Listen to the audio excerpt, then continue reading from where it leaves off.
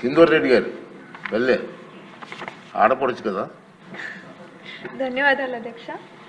Sir, ఇందాక రాజు అన్న చెప్పినట్టు గతంలో మాజీ వైస్ ఛాన్సలర్ గారు ఈసీ అనుమతులు లేకుండా ఏ నియమతి నిబంధనలు పాటించకుండా 21 మంది అసిస్టెంట్ ప్రొఫెసర్లని నియమించిన విషయం వాస్తవమేనా? ఈ అపాయింట్మెంట్లు చెల్లవని చెప్పి జస్టిస్ హనుమంత్ కమిటీ నివేదిక ఇచ్చినారు. అయినప్పటికీ వీళ్ళని ఎలా రెగ్యులరైజ్ చేశారు అనేది ఒక ప్రశ్న అధ్యక్ష. రెండోది 2019-24 సంవత్సరాల మధ్యలో చాలామందికి అసిస్టెంట్ ప్రొఫెసర్లని అసోసియేట్ ప్రొఫెసర్లుగాను ప్రమోషన్ ఇవ్వడం జరిగింది అధ్యక్ష. మామూలుగా ఈ ప్రమోషన్లు ఇచ్చేటప్పుడు కొన్ని రూల్స్ అండ్ రెగ్యులేషన్స్ ఫాలో అవుతారు అధ్యక్ష. మొదటిగా ఈసీ పర్మిషన్ తీసుకుంటారు, అదేవిధంగా ఇంటర్నల్ సర్క్యులర్ వేయించి తర్వాత ఇంటర్నల్ అండ్ ఎక్స్టర్నల్ స్క్రూట్ని వేయిస్తారు అధ్యక్ష. అసోసియేట్ ప్రొఫెసర్ అవ్వాలి అంటే 90 పాయింట్లు ఉండాలి అధ్యక్ష. ప్రొఫెసర్ అవ్వాలంటే 120 పాయింట్లు ఉండాలి అధ్యక్ష.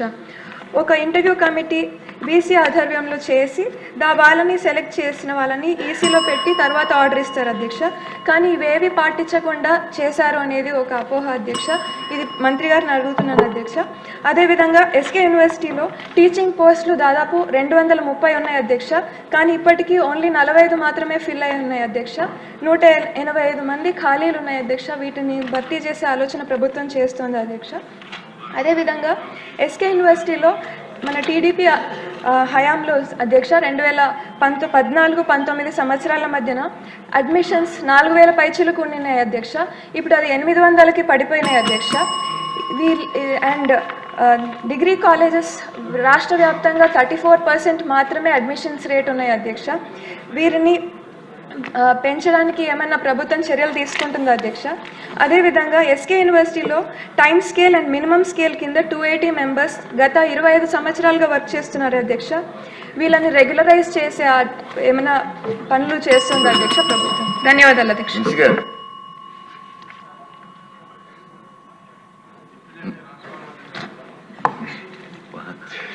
ఎంక్రోచ్మెంట్ అధ్యక్ష, సుందరారెడ్డి గారు ఒక 5-6 అంశాలపైన మాట్లాడారు అధ్యక్ష.